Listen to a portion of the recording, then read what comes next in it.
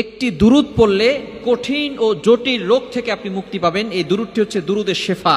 এই দুরূদটাকে দুরুদে শেফা বলা হয়। এই দুরূদটা যদি পড়ে আপনি পানিতে ফু দিতে পারেন, এরপরে ওই পানিটা খেলে আল্লাহ পাক রব্বুল আলামিন কঠিন ও জটিল রোগ থেকে আল্লাহ তাআলা আপনাকে হেফাজত করবেন। মনে রাখবেন, আল্লাহ তাআলা কিন্তু কোরআনের ভিতরে শেফা দিয়েছেন। আল্লাহ তাআলা পবিত্র কোরআনুল কারীমের ভিতরে নিজেই বলে দিয়েছেন।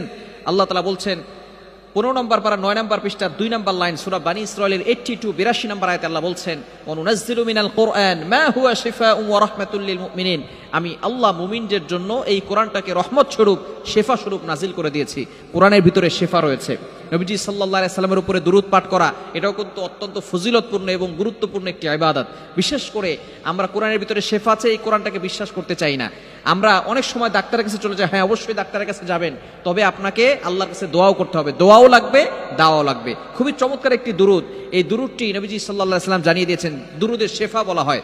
দুরূদটি হচ্ছে আল্লাহুম্মা সাল্লি আলা মুহাম্মাদিন বিআদাদি কুল্লি দাইন ওয়া দাওয়াইন ওয়া বিআদাদি কুল্লি ইল্লাতিন ওয়া শিফা। খুবই চমৎকার একটি দোয়া। আপনি প্রথমে নবী সাল্লাল্লাহু আলাইহি ওয়াসাল্লামের উপরে শান্তি রহমত বর্ষণ করার জন্য দোয়া করছেন, আল্লাহুম্মা সাল্লি আলা সাইয়্যিদিনা মুহাম্মাদ। আপনি নবীজি সাল্লাল্লাহু আলাইহি ওয়াসাল্লামের উপরে কি করছেন? দোয়া করছেন, রহমতের দোয়া করছেন।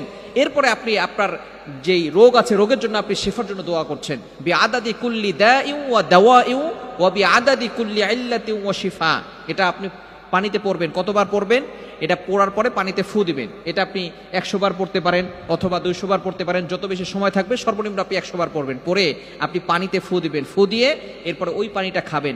ইনশাআল্লাহ প্রতিনিয়ত আমলটা করতে পারলে আল্লাহ তাআলা সকল রোগ থেকে আপনাকে হেফাজত করে দিবেন। মনে রাখবেন, আল্লাহ তাআলা চাইলে সব ধরনের রোগ থেকে আপনাকে হেফাজত করতে পারেন। বিশেষ করে এর সাথে সূরা ফাতিহার আমলটাও করতে পারেন। সূরা ফাতিহাকে বলা হয় শিফা। শিফা মিন কুল্লি দা, সকল লোকের ওষুধ হচ্ছে সূরাতুল ফাতিহা। আপনি এই দুরূদটি পড়ার পাশাপাশি সূরা ফাতিহার আমলটাও করতে পারেন।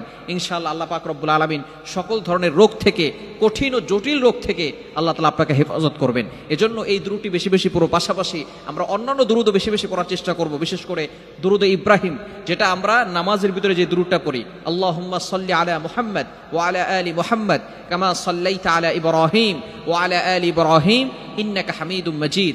আল্লাহুম্মা বারিক আলা মুহাম্মাদ ওয়া আলা আলি মুহাম্মাদ কামা বারাকতা আলা ইব্রাহিম ওয়া আলা আলি ইব্রাহিম ইন্নাকা হামিদুম মাজিদ। এই দুরূদগুলো আমরা বেশি বেশি পড়ব। বিশেষ করে দুরূদে শিফা, অসুস্থ হয়ে গেলে কঠিন ও জটিল রোগ থেকে বাঁচার জন্য দুরূদে শিফার আমলটা করব। আল্লাহ তাআলা আমাদের সকলকে এই আমলটি করার তৌফিক দান করেন।